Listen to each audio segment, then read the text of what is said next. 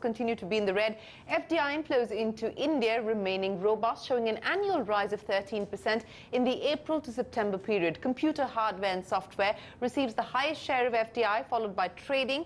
Data released by the DIPP shows. But interestingly, the defense sector, the flagship sector of the Make in India campaign, is yet to receive a single dollar in the first 6 months of this fiscal. Rituparna Bhuyan Areeb Sherwani bring us the highlights. India received FDI inflows worth $16.63 billion in the April to September period, an annual uptick of 13% compared to $14.7 billion received in the same period last year. Data released by the DIPP shows that the computers and hardware sector got the highest share at $3 billion, which is 6 times compared to the same period last year. The second position goes to trading, which saw FDI inflows of $2.3 billion in the April to September period. Significantly, the total FDI in trading for the 12 months of FY15 stood at $2.7 billion.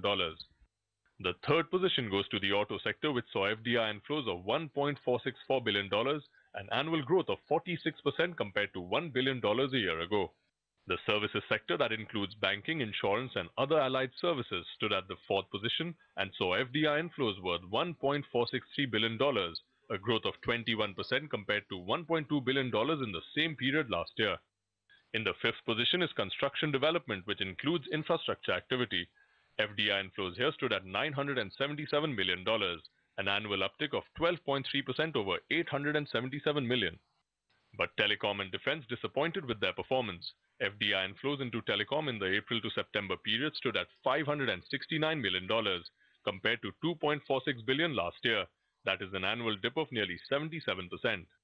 Foreign investors completely stayed away from the defense sector, which has been promoted as the most lucrative sector in the Make in India campaign by the government and has seen big-ticket reforms. In New Delhi with Rituparna Bhuyan Areeb Sherwani. Well, that's the data on FDI. But on to news.